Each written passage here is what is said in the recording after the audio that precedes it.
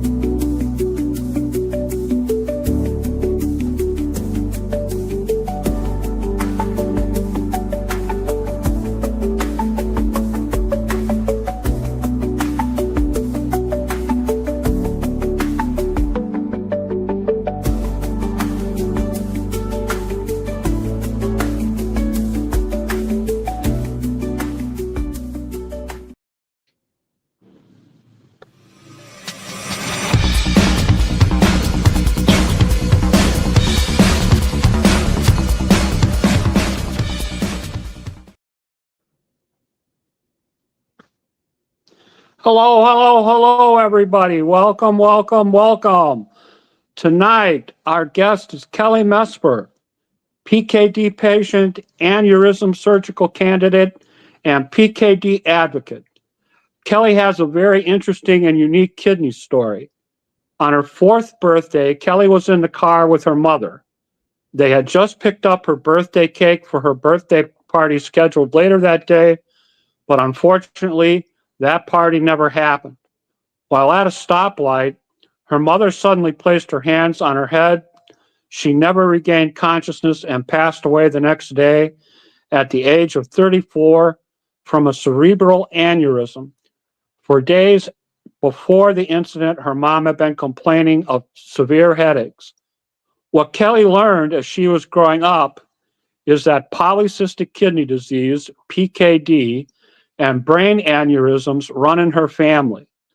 At the age of 20, she herself experienced a severe headache, which landed her in the hospital with high blood pressure. There she was diagnosed with PKD herself, a non-curable disease. She has battled kidney stones, anemia, and cysts on her liver throughout this process. During her first pregnancy, she developed high blood pressure, straining her kidneys. Protecting her second child, she underwent 4 rounds of IVF and chose a gestational carrier. In addition to kidney monitoring, Kelly has undergone regular cerebral MRIs every 2 to 3 years to check for aneurysms. The day before Thanksgiving in 2024, at the age of 42, and my mother told me I'm never supposed to talk about a woman's age, an MRI detected a possible aneurysm, which was confirmed by follow-up CT scan and cerebral angiogram, showing a 4-millimeter aneurysm, small but significant. On June 24th, only 4 days from today, she is scheduled at Northwestern Hospital to undergo a brain craniotomy to clip and remove the aneurysm. Kelly hopes that her experiences will help others with PKD aneurysms and perhaps her 2 sons in the future if needed. Please give a warm welcome to a true PKD champion. Ms. Kelly Mesmer is with us tonight. Kelly, how are you? Good, Jim. How are you? Thank you for having me. Oh, I thank you for being here. I'm doing great. Thank you. Did I state everything correctly in the introduction? Yes, you did. Yes. Please tell us a little bit about where you grew up, your education, and your employment experiences. Sure. I was born in New Brighton, Pennsylvania, and my dad got a transfer to South Carolina. So I grew up from high school, grew up in North Augusta, South Carolina. I went to college in Georgia, in Augusta, Georgia. And from there, I went on staff with a college ministry for a couple years and then transitioned to fundraising, marketing, and development, working at hospitals and academic medical centers throughout the country. Are you a married lady? I am married. I'm married to my wonderful husband, Will. We were married in 2014. And he is a lieutenant colonel in the United States Marine Corps.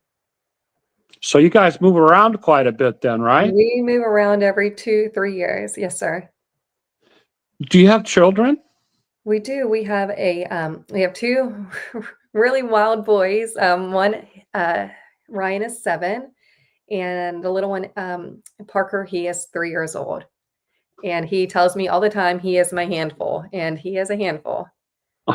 Okay. Hi, Parker. Let's talk about your first experiences with polycystic kidney disease. I understand that on your 4th birthday, there was an incident involving your mother. Can you please tell us what happened? Yeah, so, it was I was turning 4 that day, or I had just turned 4, and we were going to have a birthday party for me, later that day.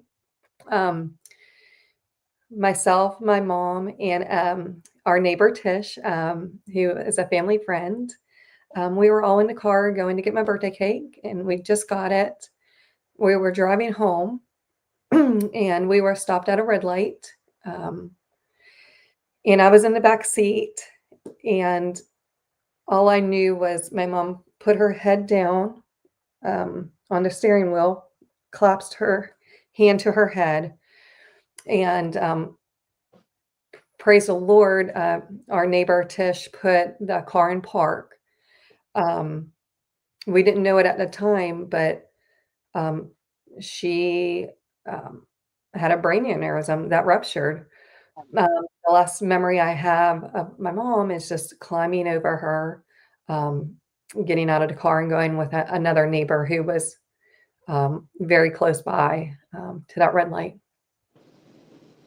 Okay. Yeah, that birthday never happened. That birthday party never happened.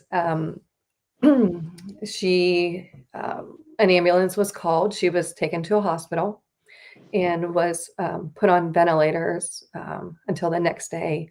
My dad graciously did not want my birthday associated with her passing, so he waited till the next day, and then she went off the ventilators. Okay. Please tell us what you learned as you were growing up about your family history concerning PKD and brain aneurysms. Yeah, so, I knew growing up, obviously, that my mom had PKD and, her aneurysm, um, and I learned from my father that my maternal grandmother also had PKD, and it came from her father's side. So it is a long, long lineage of, PKD. And then not only did my mom have PKD, but my uncle had it as well, and, one of my aunts. My aunt, recently, a couple years ago, died on dialysis, and my uncle also had a brain aneurysm, and my grandmother also had a brain aneurysm, and both of those were clipped. My uncle's, however, he had a stroke, um, due to his aneurysm. Okay. Please, please talk to us about your initial experiences with polycystic kidney disease and brain aneurysms. I understand that at the age of 20, you experienced a severe headache while on a trip and ended up at the hospital where they diagnosed you with high blood pressure. Please tell us what happened. Yes, I was on a summer mission trip, and I just was not feeling good. I was experiencing a really bad headache. Thought maybe I was just dehydrated, and so decided to go to the hospital. And they took my blood pressure, and they would not let me leave. And then I started getting a little concerned, and they came in and said, "Oh, your blood pressure is heart attack level." And being a 20-year-old, pretty you know, pretty good shape. It's like, what in the world? Why is this happening? And so a couple weeks later, I went and got tested, got a full exam, and come to find out there was 1 or 2 cysts on my kidneys. An ultrasound showed, and I was diagnosed with PKD. Okay. Do you know whether you have PKD1 or PKD2 gene? Sure. Yes, I have PKD 1. Me too. Okay. All right, couple of ones here. Yeah. I understand that since your diagnosis and due to your family history, you have undergone regular kidney monitoring and regular cerebral MRIs every 2 to 3 years since you were 20 to screen for aneurysm. Can you please describe for us what those procedures are like? Sure. For the brain scans, usually I get an MRI done. They're pretty easy. You go into a long tube, and sometimes I would need dye or contrast.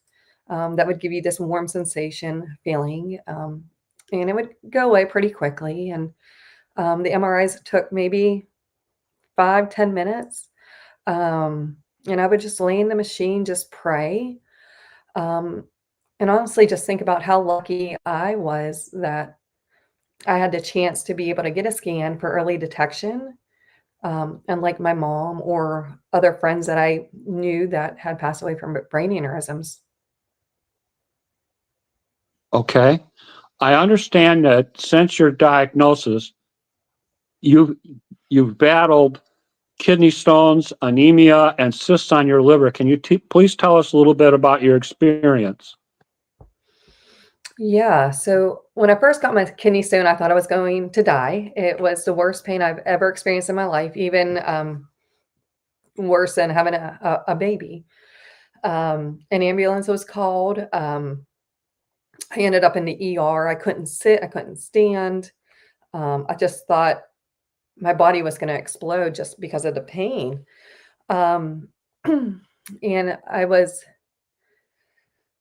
taken back in the ER, given some pain medication that did not work. Finally, found a pain medicine that did work, and was able to pass the kidney stone, thankfully. Um, and then with anemia, when I was first diagnosed with PKD, I had to have an iron transfusion because my iron was so low.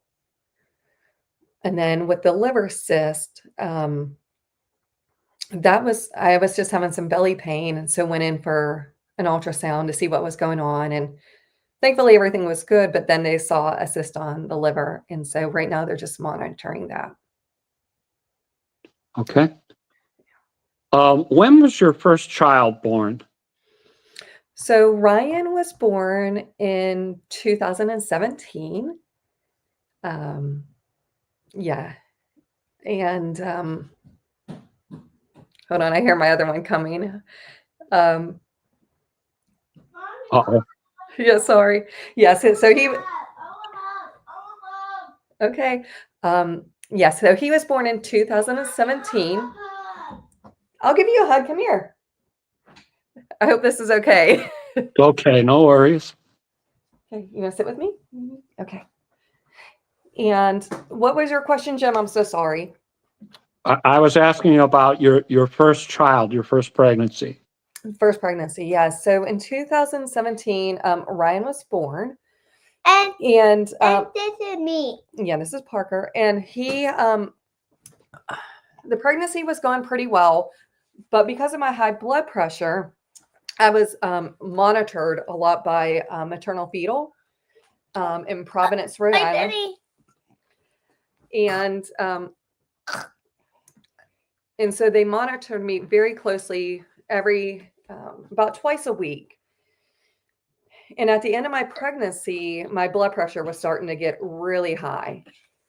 And at 37 weeks, they said, "Okay, let's go ahead and take the baby. Let's get him out." And because they did not want me to have preeclampsia, and my mother had preeclampsia with me, and so that was the fear is that I would develop preeclampsia, which thankfully I did not. But Ryan was, like I said, born at 37 weeks, and he was in the NICU for 7 days. He had to be on oxygen and had a little bit of jaundice. And then, so we got discharged after a week, and we got home, and I wasn't feeling well. and my blood pressure was high again. And so they were like, come back to the hospital. Let's see if you have preeclampsia. Thankfully, I didn't. And my blood pressure was controlled by medicine. Great. Great. When was your second child born? This little guy here, he was born in 2021 in July. And his story is because of what I experienced with my first with Ryan and the high blood pressure. I talked to my doctors about it and knew that the pregnancy could cause strains on your kidneys. And my family was scared for me to get pregnant again because they were worried about me and they loved me and didn't want anything to happen to me. And I talked to my doctor and I said, well, what about if we use a gestational carrier? And my doctor was like, if you can do that, you can afford that. If you can do that, I would recommend that. So I talked to my husband and he was on board. Thankfully, after learning what a gestational carrier does, he was on board. We did 4 rounds of IVF. And our first round failed. And I learned that my thyroid was very low, which can be caused by kidneys. And so I started taking thyroid medicine and proceeded with another second and third round of IVF. And we got 1 embryo on each of those tries. And we tried for 1 more, and that round failed. So we got 2 embryo off of 4 rounds of IVF. Okay. Was the second child's birth uneventful? It was, yeah, it was successful. He was born. He's our biological child, and that pregnancy with our gestational carrier was very successful. Wonderful. You mentioned to me that you had received a call on the day before Thanksgiving in 2024 at the age of 42. Jim, quit doing that. Please tell us what that call was all about. Yeah, that call was Thanksgiving Day, or the day before Thanksgiving. I was prepping Thanksgiving dinner because we were having people over the next day. And then I got a voicemail that said, hey, we're referring you, this is your nephrologist, we're referring you to a neurologist. And I was like, what? Why? And that was that's all that I got on a voicemail. And I knew that going into Thanksgiving, it was the holiday, that I would be panicking the next couple of days if I didn't know what was going on. And I kept calling and calling and calling and my doctor's office. And finally I got someone and she said, oh yeah, your test came back abnormal. Like, okay, can you tell me why? And at that point, she couldn't tell me. And I had to wait through Thanksgiving and after Thanksgiving to find out what that abnormality was. And so after Thanksgiving, my doctor called me and she said, yeah, there's suspicion for a possible, a suspected aneurysm. So, oh, wow. Okay. All right, here we go. And so I followed up with a neurosurgeon in the area. So now we're in December and he recommended an MRI he recommended a CT scan, I'm sorry, after this.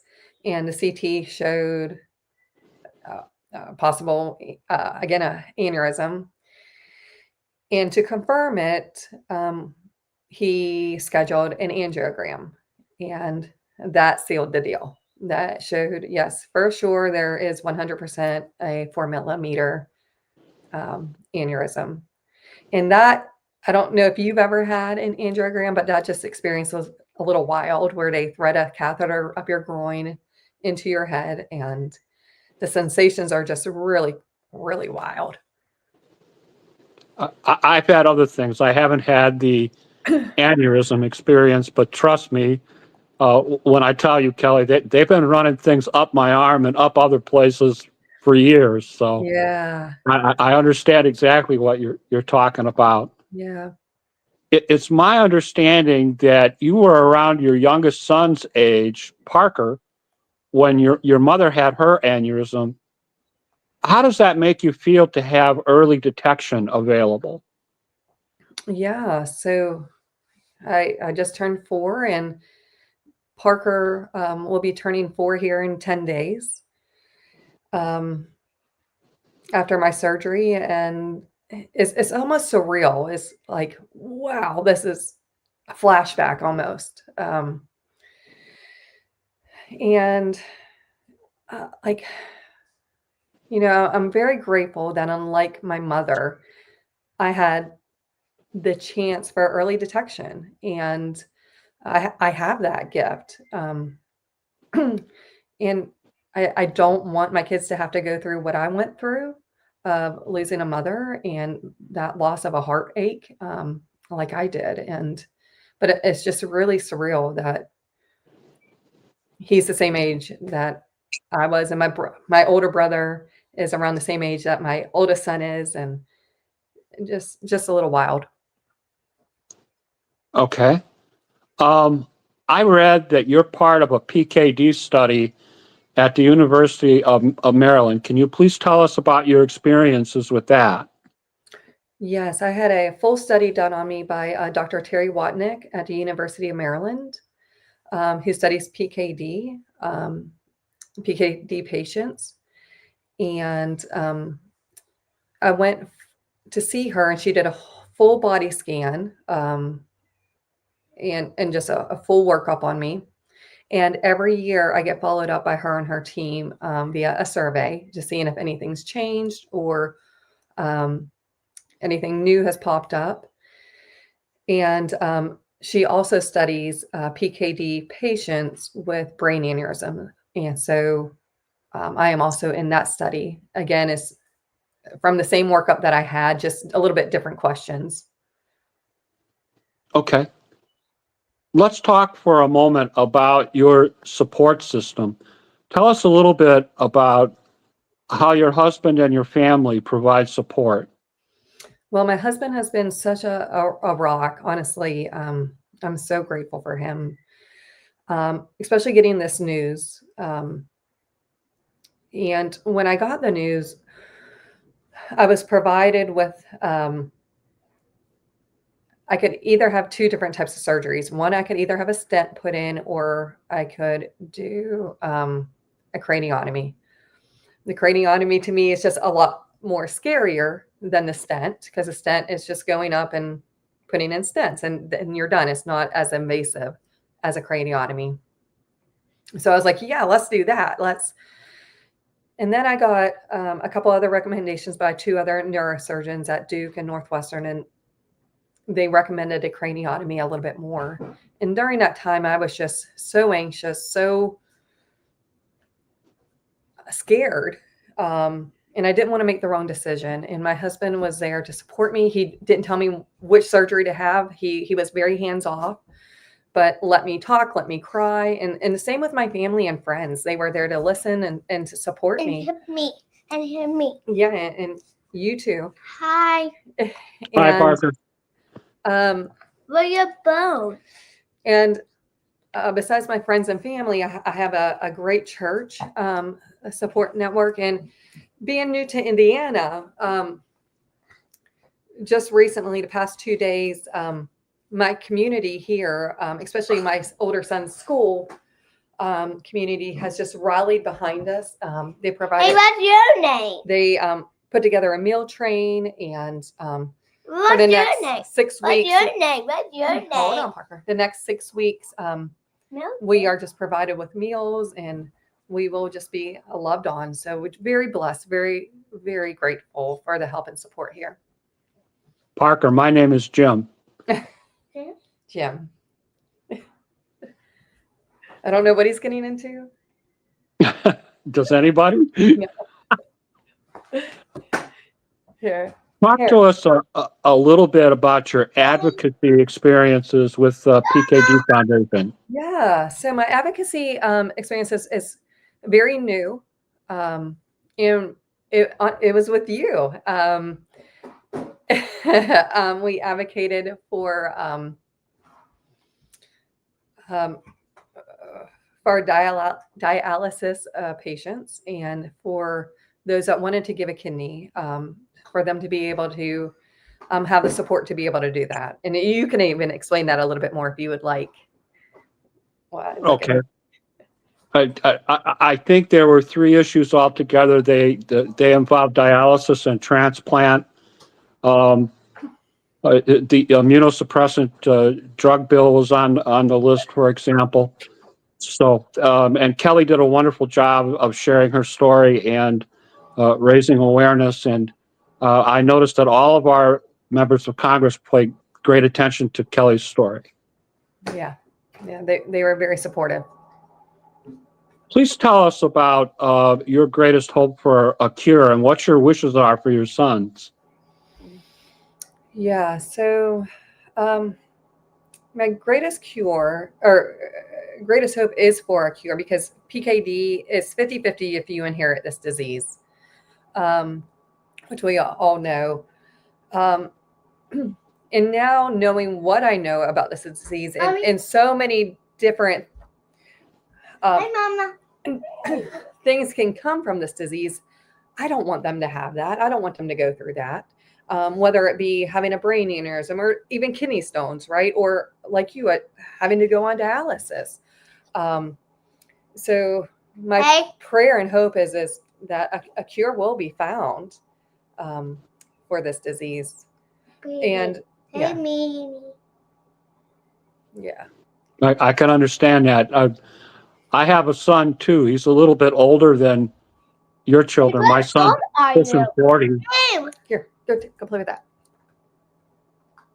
And I remember when he was growing up, I had a great deal of guilt and bad feeling about, did I pass this disease along to him? His mother did not have PKD. So, just like your situation, 50-50 chance of inheriting the disease. Unfortunately, for my son, Jim, he did not inherit it.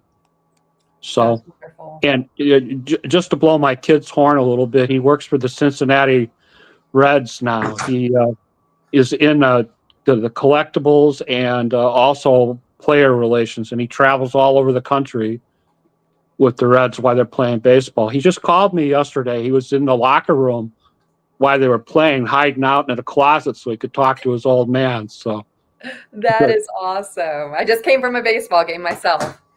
How about that? Yeah. But before you ask the next question, Jim, what you just said there about the guilt, I even feel that right now. And I told my father this just a few hours ago, how guilty I feel about even having to put him and my brother through this again. And that pain and that heartbreak. And I know my dad has lived with this fear for 42 years or almost 42 years now, that once I was born, he knew PKD ran in my family. And once I got diagnosed, it was I remember his words were, and excuse me, but his words were, "Oh shit." Mama. Here we go. And that fear and that guilt. I know that feeling, Kelly. My son, when he was old enough, and they have to be in their 30s or so before they can do genetic testing, or at least that's what the deal was at that time. Mm. I'm in a restaurant waiting for him to show up. It's a good thing, Parker. And I'm all prepared.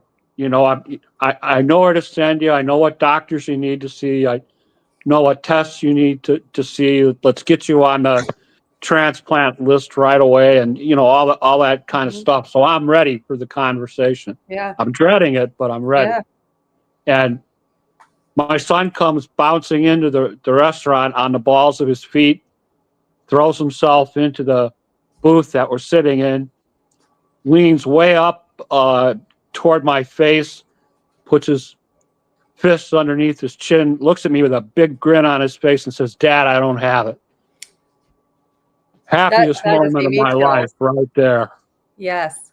So, I can definitely relate. Kelly Yeah. and I both have PKD and have had many of the same experiences. Yeah. I understand that on June 24th at Northwestern Hospital in Chicago, you are scheduled to undergo a brain craniotomy to clip and remove the aneurysm. Can you please tell us what your understanding is about how that procedure is going to be conducted? Yeah. I just had pre-op a couple days ago. And how it's going to go is I got to be in Chicago on Tuesday morning early. And I think be there at 5 a.m. So my husband and I are going to travel down on Monday. I have my best friend flying in tomorrow to help take care of the kids. And it's going to be a very, very lengthy procedure, hours worth of a surgery. I recently had blood drawn in case I need a blood transfusion. I know I'll have a breathing tube in. And I've been told the first couple of days are going to be rough with pain, but they will be able to manage that, hopefully, prayerfully. And it's going to be a long road for a recovery. They said it's going to pretty much feel like I have the flu for 4 to 6 weeks. And so my doctor did get my husband on the phone, and he said, I want you to know what to expect. And she's going to need help. And so we got prepared. We have people flying in. Like I said, my friend and my father's going to be coming for a couple weeks. And so, yeah. Wow. I'm nervous. I think what I'm really nervous about is the day that I leave my kids, because it's the fear, right? Of, am I going to be okay? You know, anything can happen. A stroke can happen. A seizure can happen, right? And so I'm nervous about that. I know it's probably unlikely, but I'm only human, and those fears do pop up in my head a little bit. Well, we're praying for you, Kelly, and of course, your Uncle Jim is in your corner, and Thank I you. want this to go well for you, and not as much pain as expected, and a quick recovery, a great removal, and no reoccurrence. Yes, yes. And honestly, the Lord has been so good to me, and has, over the past couple months, knowing that you have a ticking time bomb in your head, right? Like that has, like, oh, wow, can mess with you a little bit. But the Lord has really given me a peace and a calmness, and I'm just so very, very thankful. And yeah, That's great. yeah. That's great. Your faith seems to have sustained you through a lot of this. Yes, sir. Yes, I believe in the Lord, and He is my Savior, and um, uh, just very grateful. I know He has a plan for me, and I believe whatever He has. And I've just, honestly, I've seen Him even just leading us here to Indiana, giving us this community here, giving me these doctors, and finding this aneurysm. I believe it is all from the Lord, and He's just guiding my steps. And Wonderful. yeah, and Well, He's taking care of me. I'm very pleased about that, Miss Kelly. Yeah.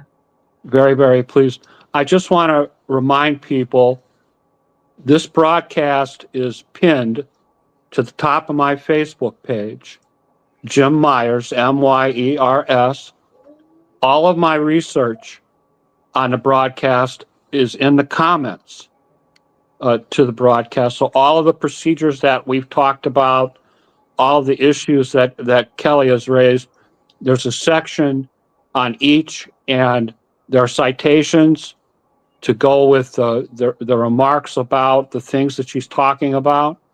So if you want to drill down or a little bit more information, I just want to remind you that is there. So, we can all learn together, and Kelly is helping us tonight to raise a little awareness about polycystic kidney disease and some of those complications that go with it. Before we conclude the broadcast for the evening, do you have any final statements that you wish to make to our audience? I think my final statement would be is early detection can save lives. And just like me, getting those scans, being proactive with your health can save your life. And so I just encourage anybody, no matter whatever situation you're in, or just follow up, get those scans, and be proactive about your health. All right, so always a good thing to take up the mantle and not put things off, because early detection seems to be the key Yes. to almost any kind of kidney problem and kidney disease, and especially with polycystic kidney disease. Yes. For example, I have a family history like yours, Kelly. I have 5 people on my father's side that had polycystic kidney disease, and of course they passed it along to me. And because of my family's history, when I started having problems, the doctors down at IU Health in Indianapolis detected that I had polycystic kidney disease. They put me on high blood pressure medication. They monitored me periodically. I ended up being transplanted at IU Health 9 years ago. They still look after me. Every month I go in and draw blood. I see my post-transplant doctor every 4 or 5 months. I have a local nephrologist that keeps an eye on me. You always need a local guy in case things go wrong, so that you have somebody that can come see you in the hospital if you have to go to a local hospital. Like for me, that's Munster Community Hospital. So the things that Kelly's talking about when she's talking about early detection, she and I are both perfect examples of that. And I'm just a little bit older than Kelly. I'm 70 years old. So the early detection thing has kept me alive all this time and doing well. So this is why it's so vital and important with polycystic kidney disease. So, Yeah. Kelly, what a terrific job that you did tonight. I appreciate you taking time to talk to us and educate us and raise a little bit of awareness about polycystic kidney disease and things like anemia, kidney stones, brain aneurysms. We want to wish you every luck with your surgery and procedure on the 24th. I know it's going to go well. Do me a favor, when you're home and you're stable again, please drop your Uncle Jim a line. Just let me know that you're all right. I will. And I'll make sure I spread that around a little bit. And as everyone knows, after this broadcast, I'm going to create a replay. The broadcast will be available on YouTube and Facebook anytime that you want to watch it. And, please like and share for Kelly, and prayers for Kelly as she goes through this procedure. And I appreciate everybody watching. Kelly, that's all the questions that I have. I'm going to talk to the folks about our guest next week. And if you wish, you can stay. If you want to, you can go, whatever's easiest on you. And I wish all the best to your husband, Will, and your 2 children, and little Parker. Parker, my name is Jim. So About to go put him to bed right now. All right. Well, you have a good night, Kelly. Thank you for taking time with us. Thanks, Jim. Bye-bye. Bye-bye now. All right, everybody. That's our broadcast for this evening. Next week, we're doing a little bit earlier broadcast during the week. We're going to meet on Wednesday, June 25th at 7 p.m. Central Standard Time. Our guest is F.J. Hall. Jay is the leader at Executive Searches. He helps major groups and corporations find the right kind of employees that are a good fit.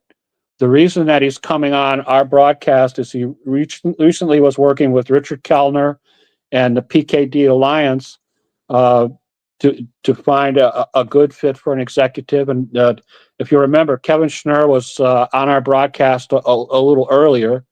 So and things seem to be working out really well. So Jay wants to come on and talk to us a little bit about his experiences with the Alliance and PKD. So you don't want to miss that. And I thank you all for watching tonight, and catch the instant replay. Please share. Say a friend for our good friend Kelly. We want to make sure that this situation with her brain aneurysms come out okay, and she continue to take care of her husband and her 2 young children. And I will see you all next week. Thank you for watching.